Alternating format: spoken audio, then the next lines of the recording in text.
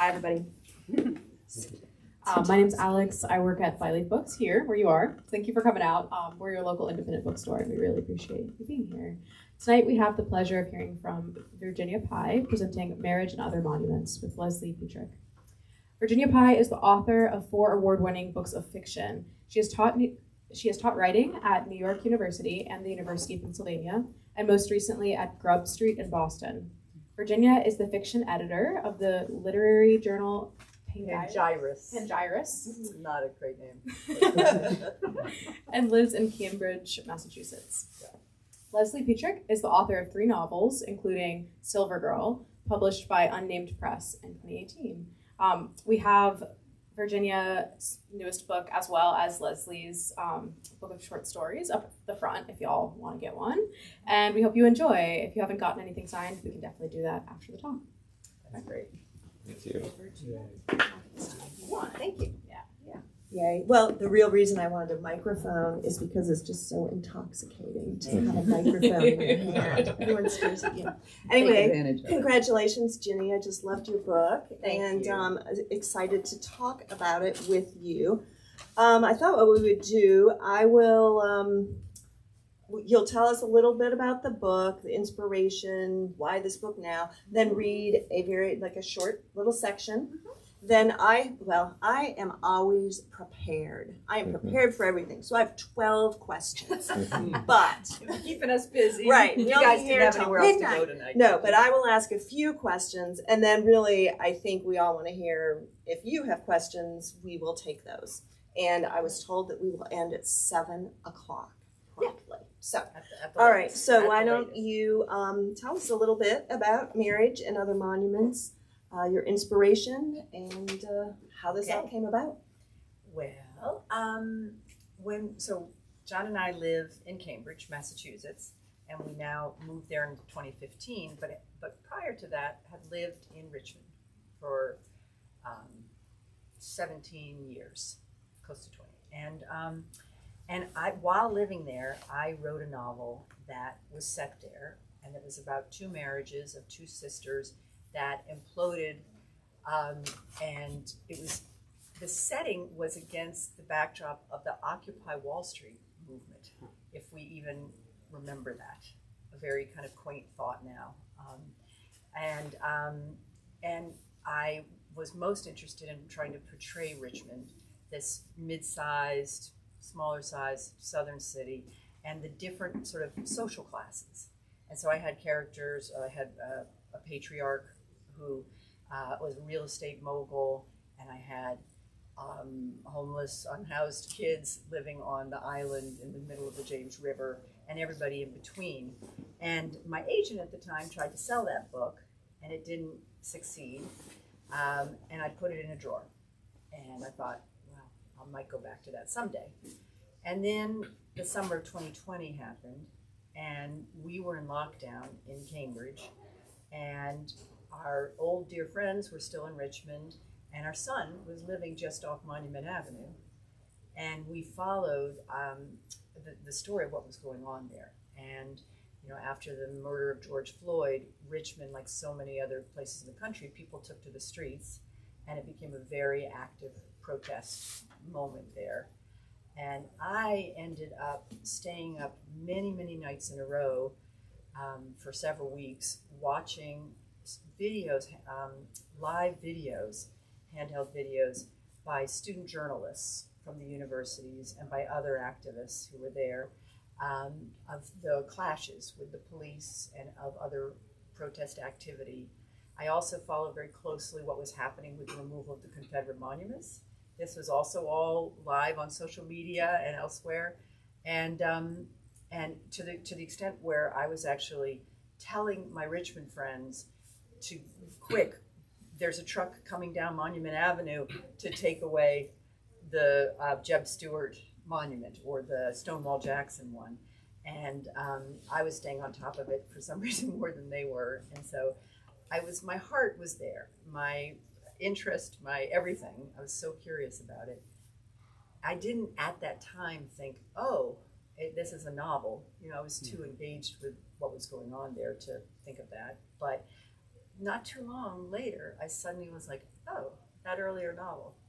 And what can I pull from that earlier novel and revive and rethink in terms of trying to portray this city that I love and that was also going through so much.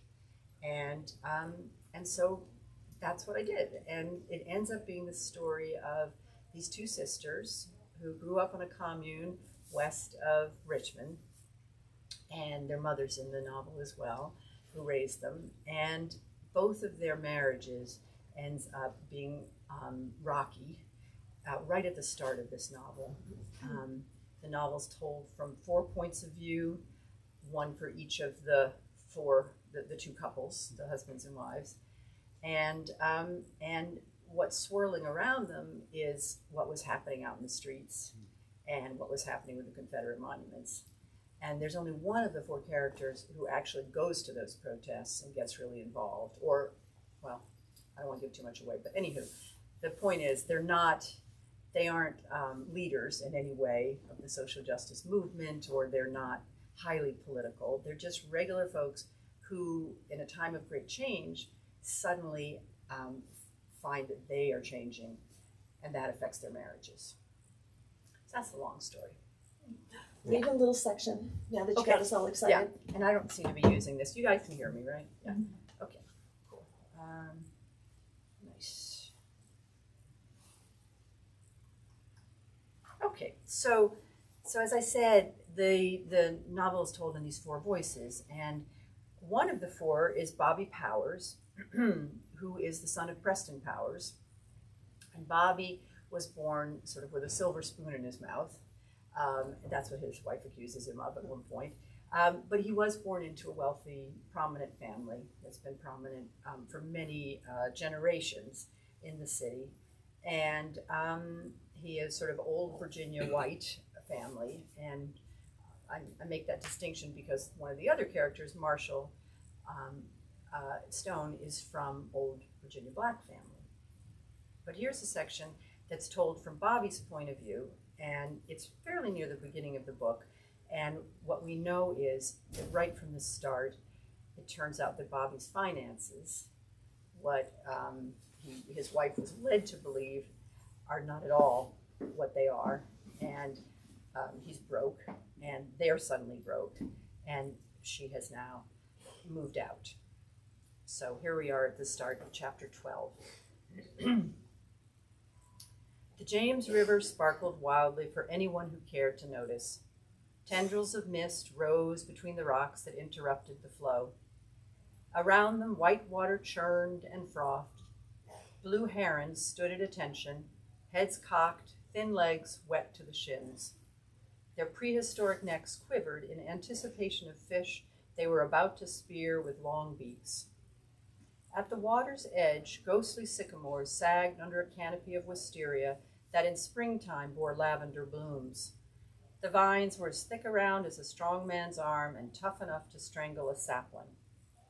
The occasional water snakes, non-poisonous black ones, but copperheads too, draped over branches, slid down tree trunks, and slipped into backwater.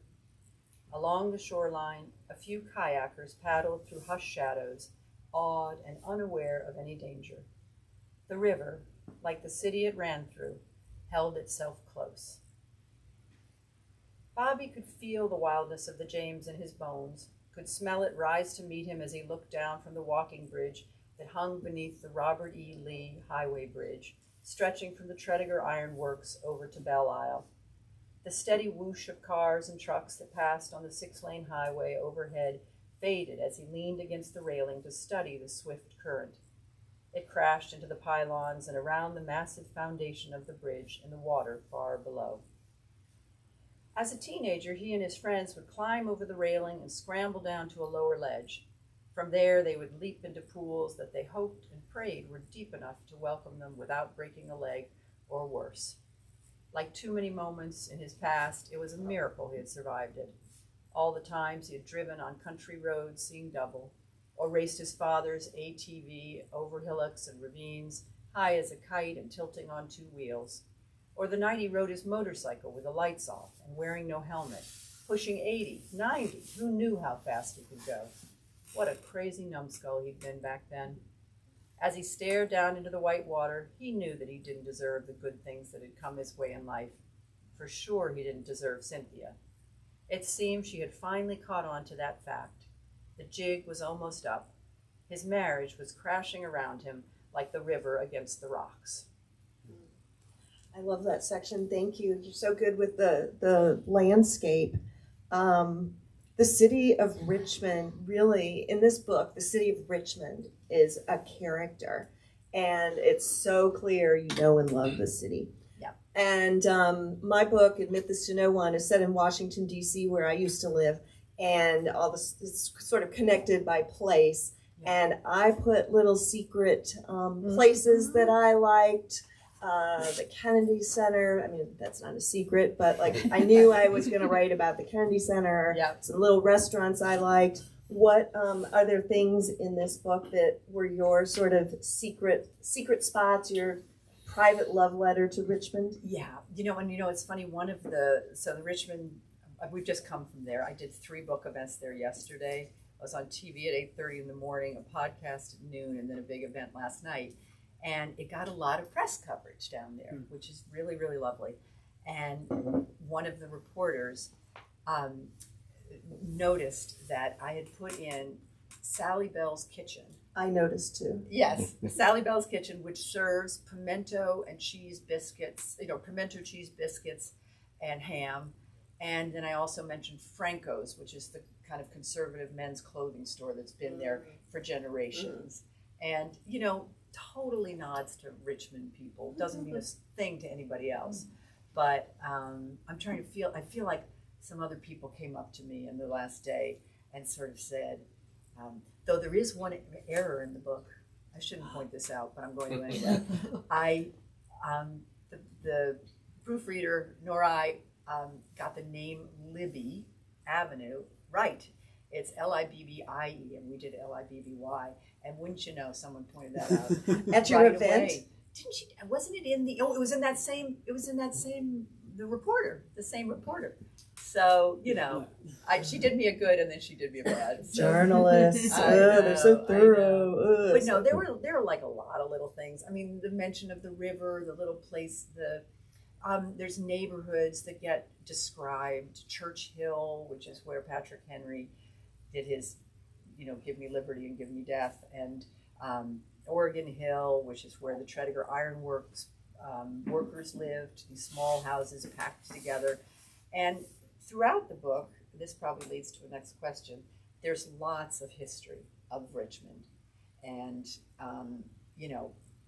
I have to say I think of it as a historical novel because it's got so much history woven into it.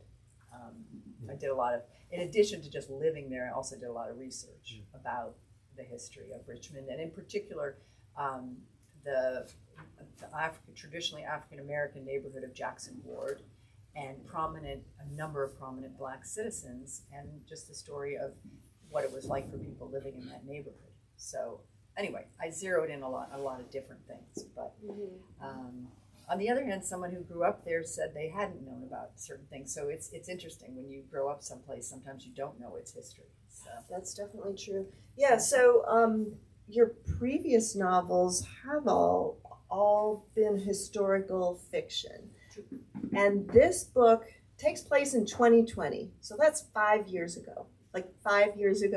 But when I was reading it, I just felt like that was a lifetime ago. This is during the Black Lives Matter movement. This is during the pandemic. This is when all the monuments were coming. I think, didn't a monument come down here in Chapel Hill? Did it? Silent Sam before St. Thomas. Yeah. So like it was this time of change. But it was 5 years ago. I honestly felt like I was reading historical fiction. Yeah. But can historical fiction be 5 years old? So it made me think, what is historical fiction? Right. And since I have an expert Since you have an expert, yeah. No, it's funny, the Historical Novelist Society of America, I believe that, I think that's what they're called. I think they define it as 50 years prior to whenever a book is being written. Someone else, when I said that at some event, said, "Oh no, they've changed it to 25." I don't think so. I don't think so. So, but they, but you know, that is the convention, of course, and so I suppose this, you know, doesn't really work as it can't officially be called historical fiction, but I used, you know, all the same kinds of ways of creating a story that I had with the 3 other historical fiction novels, in the sense of doing research, trying to get a sense of a city or a place, a setting, and how it was at the time of the story. You know, I wasn't there, so you know, you have to create it, and so you know, and I think that time is speeding up on us. So much is happening so fast that you know, I almost feel like yesterday is historical by now, because you know, things are just being thrown at us. Like the word unprecedented, if I hear it one more time, I'm gonna strangle somebody. But you know, there's so much that's happening that feels historical right now, and that time, you know, I don't want to say it feels quaint, but it feels different than now. And there's enough distance, I feel, to be able to have written about it. Not with any great conclusion. Not that I think that was better. This is where, you know, it's just it's possible to portray it though from this distance, I think. So. Well, you referred to your four points of view, 4 characters. They all have children, they have friends. This is a huge cast of characters in this book. That's and well, there's a reason that a lot of novels, people are only children and don't have a bunch of siblings. But anyway, so four point of view characters with you know, all the accoutrements that like real people have. I loved how that created such an immersive feel. Like I really felt I was learning about these people alongside all this history and landscape. But man, I was afraid for you. I was afraid for you when I started reading so many people. What challenges did you encounter when working with such a large cast? And then I'm a writer, but also I like asking this kind of readerly question. Who was your favorite? Who did you have the most sympathy for? It's like choosing your favorite child. Yes, do it. Definitely. They're not here, so I can finally do that. Well, you know, I've always liked, I've never written a first-person novel, for example. I've always written novels that are told in multiple voices. And my very first one, River of Dust, is told in 4 voices. It turns out it's 2 couples, in fact, funnily enough. And I really, really enjoy and sort of think, almost feel like it's the purpose of fiction to be able to see the world through different eyes, and then to see how those different eyes can be describing even the same thing and see things so differently. And to me, that's what's interesting, is that the reader can totally be in, you know, a perspective of one character, you know, that this is how this character is seeing this moment, or this is how it's transpiring. And then before you know it, here comes this alternate character seeing either the next scene or or a similar moment, you know, but from a different perspective. And to me, that's what's interesting, because I think that's what's interesting about, you know, relating to each other, is that I never know exactly what is in another person's mind, but I love, you know, being able to go there in fiction. So, so to me, that doesn't feel that complicated. I don't mean to, you know, whatever. I mean, I appreciate the respect, but to me, that's what makes it interesting. Like, I wouldn't want to write it if it was just in 1 voice or 2 voices. So, I don't know. It had to be about the 2 marriages. It had to be about the 2 sisters. And I just the way I write something like this is that I would put up a string on my bookcases, on the bookshelves, and I would use 3x5 cards, and I use different color. You know, 3x5 cards come in different colors. This is very high tech. This is very high tech. I know you guys probably, you know, I haven't incorporated AI yet. So like blue. No, I know. It was always so silly. Green was Bobby because of his connection to nature. You know, Cynthia was pink because because she's so girly. You know, Melissa was fiery, so she had to be red. You know, like so silly. And Marshall was blue.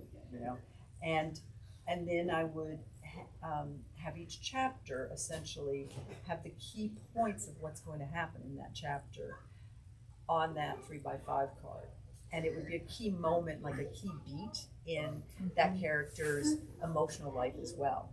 But it would be very roughly outlined in, you know, and so it was like, you know, Bobby at the river, and then like a word about his feelings, you know, and then but then it takes us to the next scene.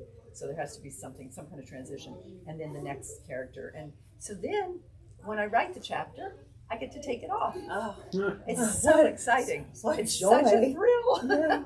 You finish it and you take it off, and so then you come in the next morning and you look and you've got fewer in part 1, and then there's part 2 is the next line on the bookshelf, and part 3. And I have done that now, you know, with 5 books. It's ridiculous. It's That's the most amazing. old-fashioned. I don't recommend it at all for anybody else. But anyway, that's how I kind of, you know, I know where I'm going. And then funnily enough, it's kind of like, well, you can't have Bobby do 3 Bobbies in a row. You have to have Bobby within what's happening with Cynthia. Okay, well now what's happening with Marshall, you know. So you have to jump around and see all that. And I didn't answer your question about who's my favorite, but I like them all. I knew you would say that. Yeah. Well, I'll just say, you know, when you were sort of talking about seeing how different people feel about things, one of the most interesting contrasts to me was Melissa and Marshall. Right? What's his name? Right? Maybe you could speak to sort of the conflict in their marriage and the difference. This different point, extremely different point of view they each have, considering what is going on outside. In Richmond. Yeah. So Marshall is the oldest character. He's in his mid-50s, and he is a black man who was born and raised in Jackson Ward. And it's interesting. Somebody who read it and who I was speaking with earlier today was sort of saying that he's the wisest of them in certain ways, or he has the best. Sort of the more overarching perspective. Oh, he's your favorite, isn't he? He's my favorite. He wears the best outfit at the I end. knew it. I gotta say, he gets to wear a long black leather coat, so I rather like that. So, he is a hardworking guy.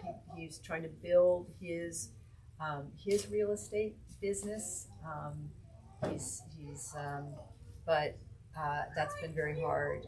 And Melissa is the youngest character, his wife, and she is the one who has these high ideals and has been very much an activist in certain ways. Like she's out there with her pink pussy hat and, you know, has done a lot of stuff with, you know, with social justice stuff. And, you know, their marriage, I don't want to give too much away, but they've got a lot that makes that difficult. You know, they are so different from each other. Let's just put it that way. You can tell just from the description. I don't want to say much else. Okay. I don't know. I don't want to give away too much. Okay. Yeah. Okay. But I like seeing how they try, and I like seeing how they have tried in the past, and you know what's going to happen to them. Yeah. Yeah, and in the literary world, there's a lot of conversation about writing characters who are outside your own personal experience, like writing about a man, writing about a black man.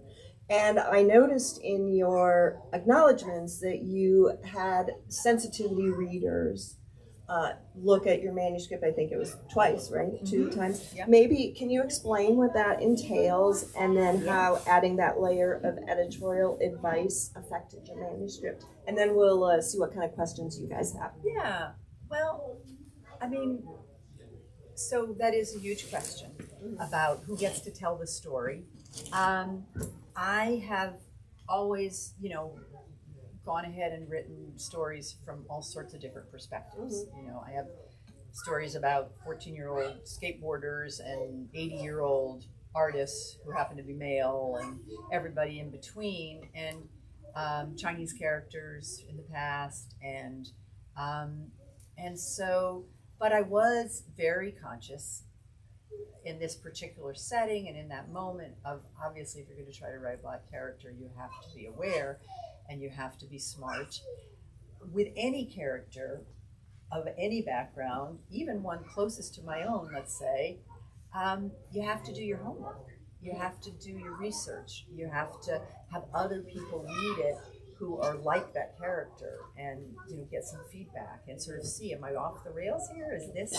Is this, does it work for you? Is this believable? So that whole idea of the suspension of disbelief in fiction is what you're aiming for. And so the question is, is there something in this characterization that doesn't ring true? And so involving sensitivity readers are people who are just attuned to picking up on any places where you might have gone off. Like you might not have the clearest portrayal. You might literally have facts that are wrong, or you might in some way be interpreting things incorrectly. And so I actually engaged two different people at two different times in the process of writing, even prior to getting a publisher. And it was an investment. It cost some money. These are publishing professionals who, sort of put out, in addition to doing, maybe their full-time editing job for publishing houses, they also have a sort of sideline or a business where they also offer this kind of feedback. And I'd heard good things about each of these people. Both are themselves novelists, women editors, novelists, and offer this service. And in both cases, it was a very clear thumbs up that they felt I'd done it right, but little tweaks, nothing enormous. I'm trying to remember even, it wasn't, it was pretty, it really was just trying to get a sense of green light or not green light, and what needs to be changed. However, I also came very, very near to the end of writing this book, and I ended up sharing it with an African-American man from Richmond. Those were two women, right? And two Black women. And he gave me really helpful feedback.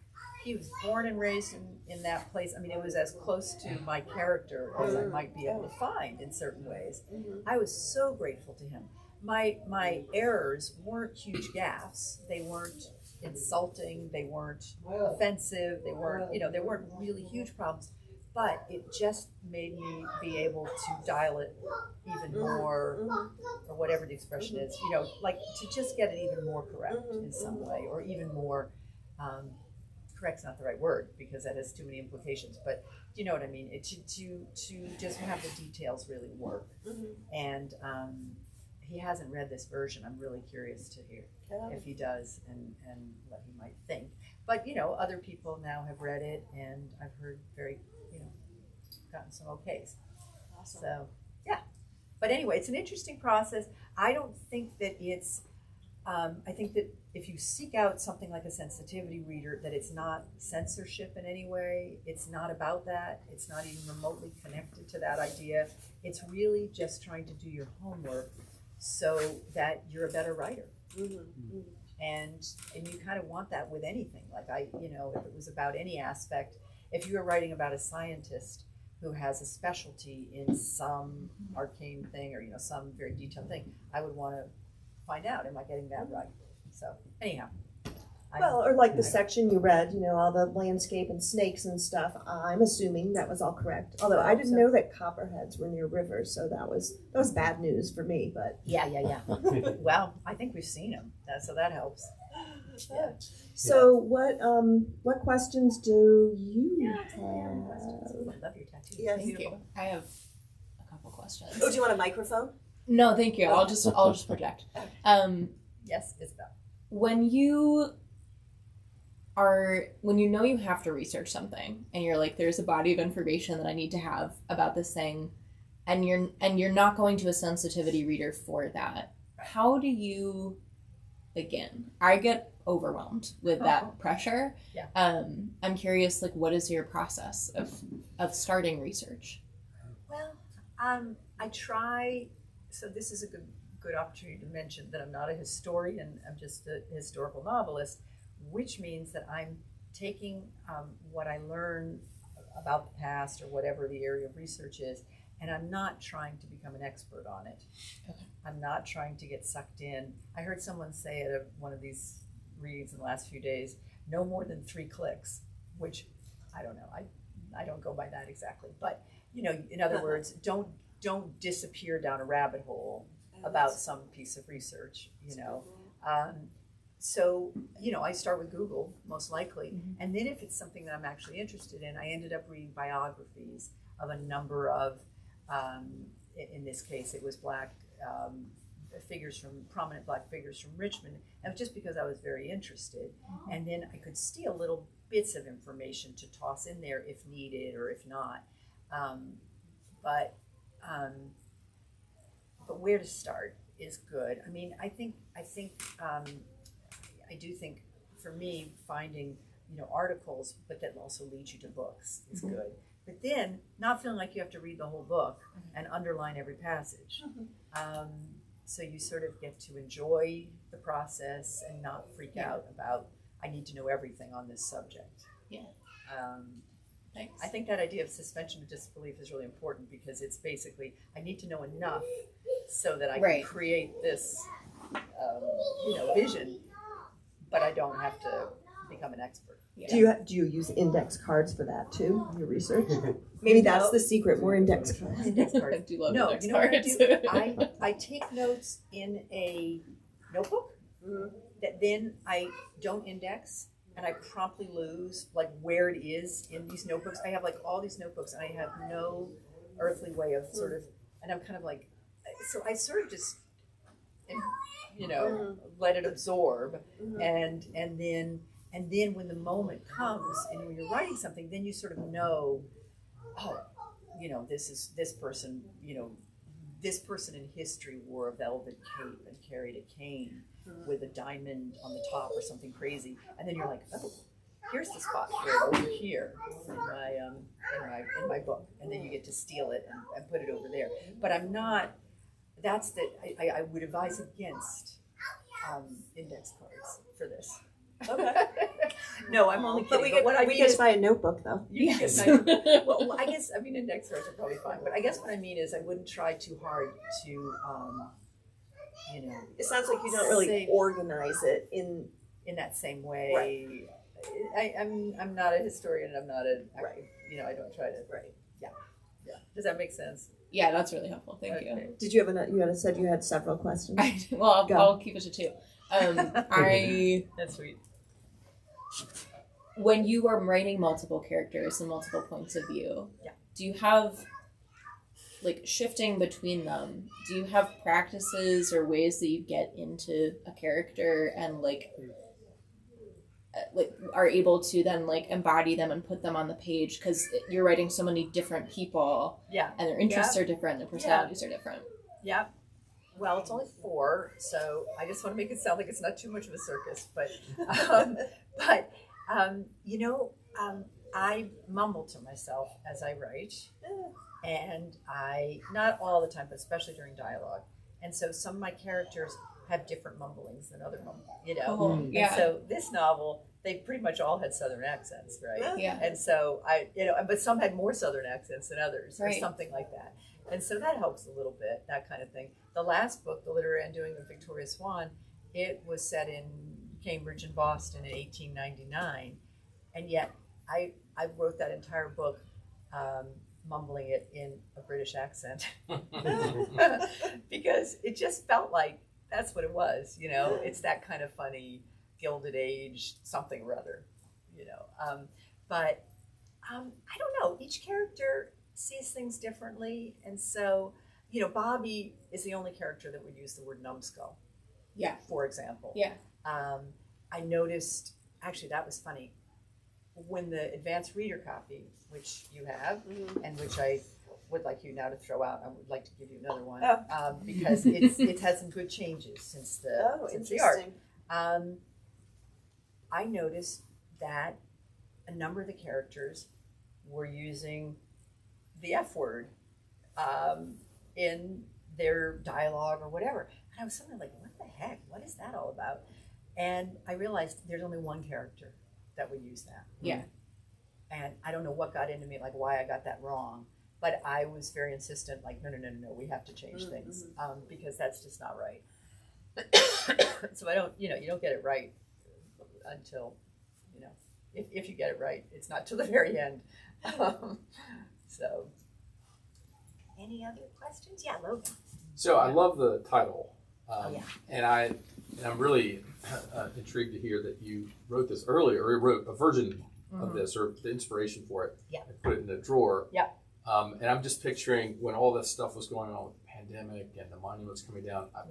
I imagine you had this title come to you and rattle around your head and inspire you to pull that novel out. But what actually happened? Oh, that would be nice. No, that sounds good. That earlier novel was called River City. Mm-hmm. Maybe that's why it didn't sell. It's kind of boring. But this one, the whole time I was working on it, I was calling it of Monuments and Marriages, which sounds sort of Jane Austen-y or something, right? Too old-fashioned-y. So that wasn't right. I mean, I knew it wasn't right. And then it was like Marriages and Monuments. That didn't do it. And that's when my publisher took it. It was that. And then she and I were talking on the phone, and we were like, there's something wrong with this. It's not lively enough. It doesn't capture it enough. It doesn't quite do it. And then I think I said it, and we both were like, that's it. We both like, boom, we just got it, and because we were riffing, we were sort of saying different things, and it kind of came out of the conversation, which is funny because that had happened with the literary undoing of Victoria Swan, also happened in a conversation with a different editor close to the publication time. And I think putting two heads together is good, and talking aloud about it's good. And this one I like because it's got a big metaphor going on in there. I was going to say it's such a clever twist on, you could say marriage like a monument, but it's implied anyway. Right. So, but then the second part of the question is, how much did you alter River City, and how did that go? A lot. Yeah. The Bobby and Cynthia characters and Bobby's father Preston are carried over, and there's a scene with Bobby and his father that's somewhat carried over. But it just became a much deeper book now, and the setting, meaning the time period, helped with that. The stakes are much higher, and really introducing the Marshall character, and the Melissa character was there, but really very different. It was like a really very, very different story. It was sort of trying to wrestle with a portrayal of the city. And trying to sort of show the class differences. I was joking with somebody reminded me that in that novel, kind of a homeless kid who we've been following through much of the story ends up saving the life of the patriarch, who is very wealthy and whatever. And I was like, wow, that's such a weird thought that I ever wrote that, and it's so different than this book. So I was reminded that they really are very different. So yeah. I mean, it's really good to go back to old writing, keep it kicking around somewhere. That's great. There's a reason why you wrote it sometime. So, yeah. I have a question. Great. When I read a book that I love and I'm done, I miss the characters. Oh, that's nice. When you're done writing, do you still mumble? Do you miss them? You can ask my Where husband. did they go? Where did they go? I mumble all the time. Indeed, I do. I definitely miss them in certain ways, and then in other ways you just move on. Particularly if you start to work on the next book, then you're kind of like with a different family. You're kind of, I'm over here now. My mind is on this other thing and these other challenges, but. It's very fun. There's a long time between when a book gets accepted by a publisher and when it gets published. And in this case, it was not terribly long. I'm terrible with dates, but was it a year and a half, something? And so it's nice to return to them. And here we are talking about them, and I haven't really thought about them in great detail for a little bit. And so that's nice. It's like going back to a family reunion or something. So. But I hope you'll miss these characters when you're done. That would be nice. what's going on with Monument Avenue now? Well, we were just there today, and sometime. And, the roundabouts where the 5 Confederate monuments were have no statuary, have no anything except some plantings. And the plantings are kind of small at the moment and look a little forlorn, and it doesn't look particularly great at the moment. It's also off season for plants, and so there's that problem. But there was talk about the Virginia Museum of Fine Arts, where John worked for many years, being in charge of what would go in those spaces. And then that somehow changed, and I don't know who's in charge now. Do you know who's in charge? No, but yeah, the Virginia Museum, I think, was going to erect statues or be in charge of that, and it just kind of got committed to death, and taken away from them. And there's still, I think, because at least a little while back, it was still so close and so raw, and so many competing interests and thoughts and perspectives that I just think they couldn't really get anywhere with it, which is honestly why they never got anywhere with removing anything. That's what I was about to say. Yeah, decades. Exactly. I mean, the whole 17 years we lived there, they are already been talking about, how to address them, but of course nothing ever happened. It was so contentious. Right. And in the novel, you actually see scenes where it finally shifts.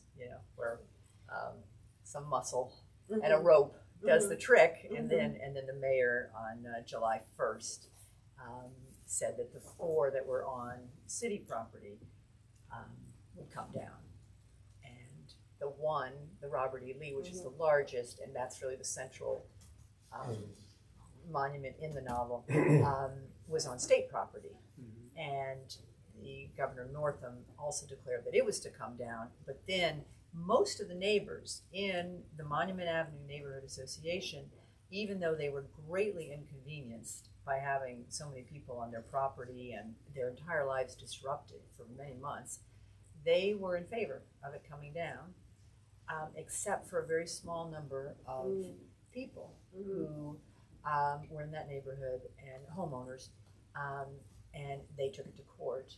And so it took until September of 2021 before the courts finally ruled. And I have some fun, speaking of finding little bits of history that you could throw in there, but there's a little bit of language about how that statue was, when it was first erected, that monument, it was told that it should be, essentially, like I have a quote, like it should be sacrosanct and in perpetuity and for all time, this kind of language. And so that's what they were up against in the courts. So anyway, they're all down, and it looks a little forlorn. That's the answer. And there's no plan. And there's no plan, so we're back to where we started from. As far as I know, I'm not an expert. Yeah, no, I was just curious. Yeah. Actually, this may follow on that. Yeah. It seems like one of the things that's interesting about that business of tearing down monuments, it's a moment where history becomes the question of who tells history. And that it really becomes whose narrative is it. Yeah. And I'm wondering how that relates to writing a novel, because on the one hand, as you say, you've got a range of voices. So that would be, and yet you're moving towards presumably a climax, a finale, you might argue that there's no such thing as a history, and yet a novel has a different set of prerogatives. Yeah, so this novel has a perspective. It has a perspective on what happened there that summer. That is, you could say it's the omniscient narrators, you could say it's my voice behind it somewhere, but it's not, there's nothing dogmatic about it or nothing prescriptive about it, but it is true that any novel has to sort of have a stand, what do you think about all that? And so that is in there, it's true, but you do have the 4 characters who offer sort of their different personal takes on it. which gives you some elbow room to not have just one singular, there's only one way to think about this. But, you know, it's a pro-change novel, you could say, in that way. You know, there's some, I ended the novel in August of 2020. And and so I hope that as you know, you're reading it, that it's this moment where something happens, that the advantage the reader has is the reader knows what will happen next in our country. These characters don't know what will happen next. And so they each have their different sense of how things are going to be. And so one of them, I'm not going to say more, is very hopeful and very positive, and it's going to all change, and the world is a different place now, let's say. You know, you could have that feeling in August of 2020, maybe. And yet, as we're reading it, and as I was writing it, you know what happens. I used the word insurrection at one point in the book, and I purposely used it because we had January 6th happen. And the characters don't know that January 6th is coming, but the reader does. So, yeah, no, I agree that it's an interesting. Anyway, that's an interesting question. Yeah. Any other questions? Good. One last question. You're going to go home tonight and say, "Oh, if only I asked." Yes. If only I asked. So Yes, Rena. I enjoyed the rhythm of the chapters, the rhythm, the pacing of it, and perhaps you already addressed this by talking about the index cards. Did each one correspond pretty much with the chapter, or how did you decide? Did you set out to have that kind of rhythm? Yeah. Well, I really enjoy storytelling and having things happen that propel a story forward. And so I like very much to sort of always have some cliff at the end of a chapter that then will lead to the next, chapter that will have this cliff, and then you go to the next one, and you're, and truthfully, what I do, that's again very high tech, is at a certain point I print out the novel and I put it on the floor, the chapters, and I'm like, okay, so then you just have to keep it all in your head, like, okay, because it goes like this, and then we're like this, and then like ooh, and then we're ooh, and you have to see it like you would see maybe a musical score. I don't know music well enough, but I'm very aware of beats and rhythm in paragraphs. I really like writing by paragraphs. Having the end of a paragraph have a certain feeling to it. I don't know. Are you like that? Do you like that? See, were you thinking paragraphs? No. No. No, I mean. Do you think in sentences? What are you thinking? How do you think?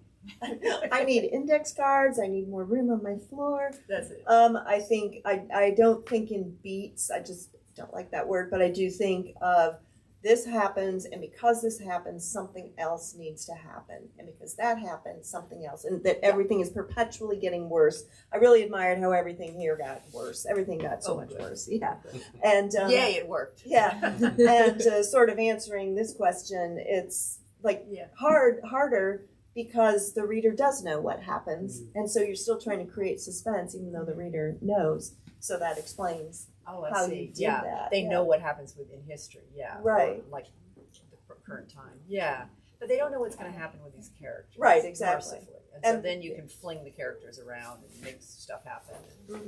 Yeah. Yeah, and if I were teaching this book, it's really well structured as a novel in the sense that it has this very arresting and suspenseful. I mean, we know what's happening in history, but like what is going to happen next? Storyline that combines with the emotional storyline of the characters.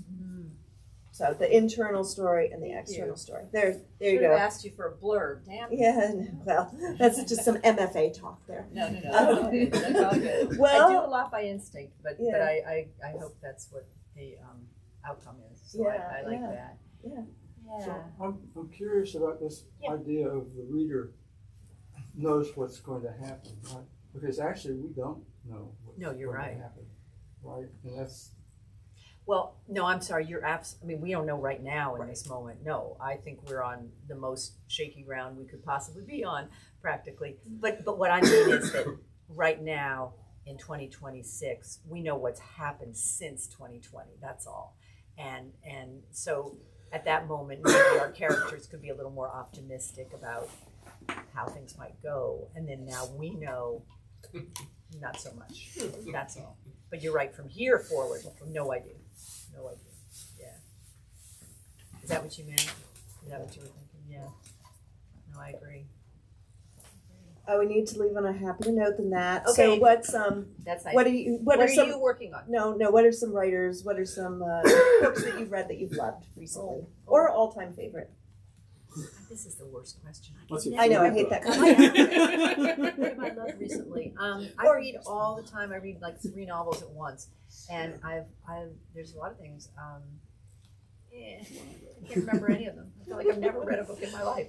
There are good books out there. There are very good books out there. I just read Virginia Woolf's The Waves, Well, which confused the hell out of me, but I loved it. I mean, I didn't really understand it. Did you read Buck? You read Buckeye? And I read Buckeye recently. That was enjoyable. Patrick what else? Ryan. Was that his name? Yeah. But that's not. I don't know. Who else? What have you read recently that you liked? like this book. Yay! I've actually been in kind of a bad patch. I've read some books that were very good, but I didn't love them. I wasn't immersed in them. Like, has anyone read Fat City by Leonard Gardner? That's the guy who inspired Dennis Johnson. And I saw the movie I read Train that. Dream. I read that a while boxing. back. Yes, I didn't. Yeah, It's really good, yeah, but also it's just kind of gritty and yeah. I read that one. Yeah. And then I saw the movie Train Dreams, which I Yes. loved, and then I read the book, which I'm sure is very good. Oh, so I had the exact opposite. I didn't. I had loved the book. opposite too. I loved the book, but I didn't because I read the Yeah. book first. I read the book first. And then I saw the movie, and I didn't love the movie. So Yeah. it's how they go together that's the problem. No, I'm right. I think it is. But Jenny, you also And on loved that note- Sonia and Oh, I read Sonia and Sunny. Sonny and Sonia. Yeah. Sonny. That I enjoyed a lot. That is a maximalist novel that has everything packed into it, and language-wise, setting, India, all over New York. That's a very full novel. I know one. I love Brother of the Other Jack. Do you know this book? Brother of the More Famous. Brother of the More Famous Jack. Yeah. Oh my God, that's so good. And then also, what's the one? Hint. Give a hint. You're married. Come on. That should be enough for you. Hold on. This is really good. It's by Meg Mason. No, Mason. Somebody Mason. This is so embarrassing.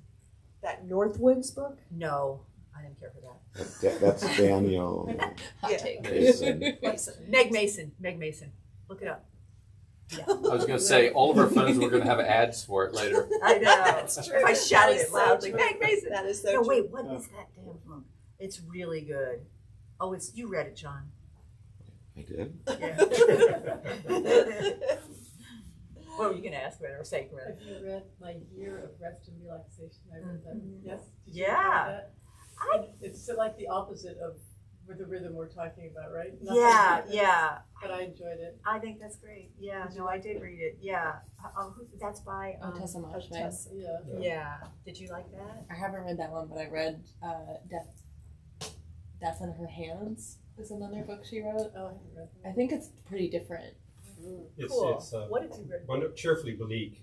Yes, it is very. Oh, Yeah. that is the best blurb I've ever heard. Yes, Cheerfully cheerfully bleak. bleak. Cheerfully bleak.